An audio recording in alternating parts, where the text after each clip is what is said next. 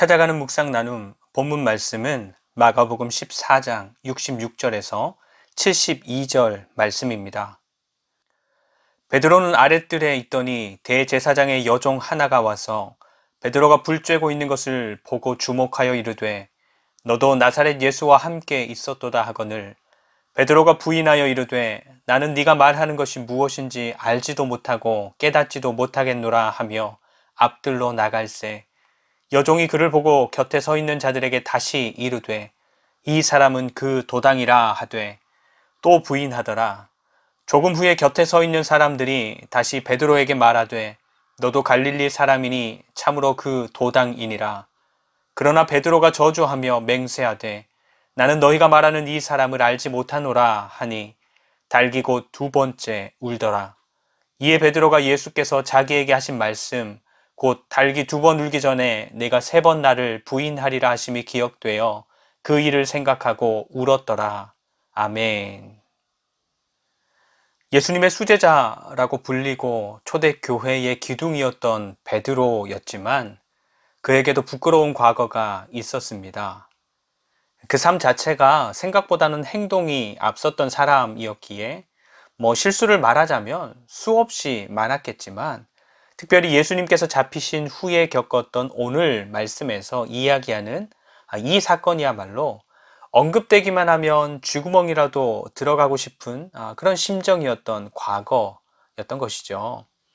예수님을 세 번이나 부인할 걸 미리 예수님께서 말씀하셨을 때 주님과 함께 죽으면 죽었지 부인하지 않겠노라고 힘있게 말했었는데 예수님께서 잡히시고 예수님에 대해서 어찌 말해야 할지 미리 말씀하셨던 그 순간이 베드로에게 찾아오자 예수님께서 예상하신 그대로 여지없이 주님을 세 번이나 부인하고 말았던 것입니다.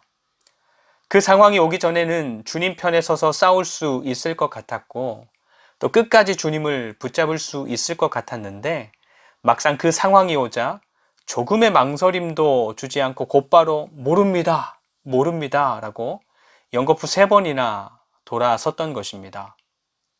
초대교회 많은 그리스도인들에게 베드로와 같은 순간들이 많았을 것입니다. 로마라는 나라는 황제를 신격화해서 섬겼기 때문에 그 나라를 살아가는 사람들은 그 삶의 현장에서 정말로 생명이 왔다 갔다 하는 증언 혹은 부인의 상황들을 많이들 맞게 되었던 것이죠. 그래서 늘 든든히 서 있어야 했던 초대교회의 수장 베드로의 이 부끄러운 과거가 더없이 중요한 사건으로 기록되었을지도 모릅니다. 늘 자기 자신의 믿음을 자신하지 말고 조심해라. 겸손하게 믿음을 구하고 하나님의 도우심을 구해라 라고 말이죠.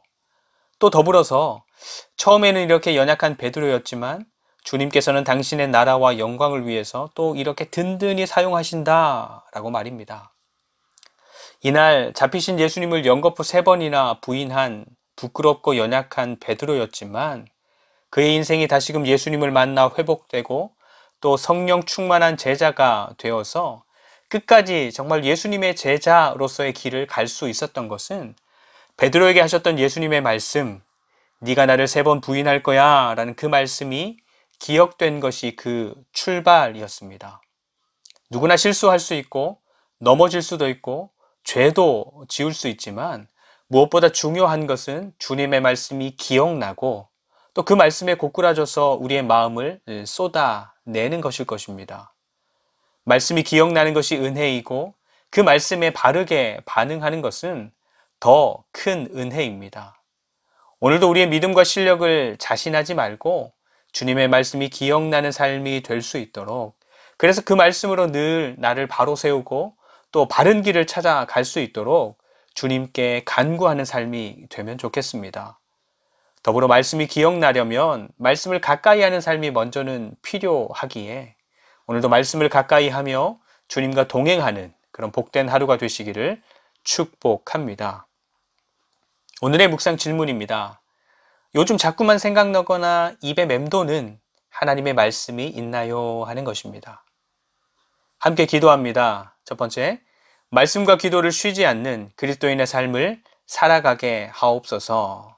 두 번째, 늘 겸손히 은혜를 구하며 하나님을 의지하게 하옵소서.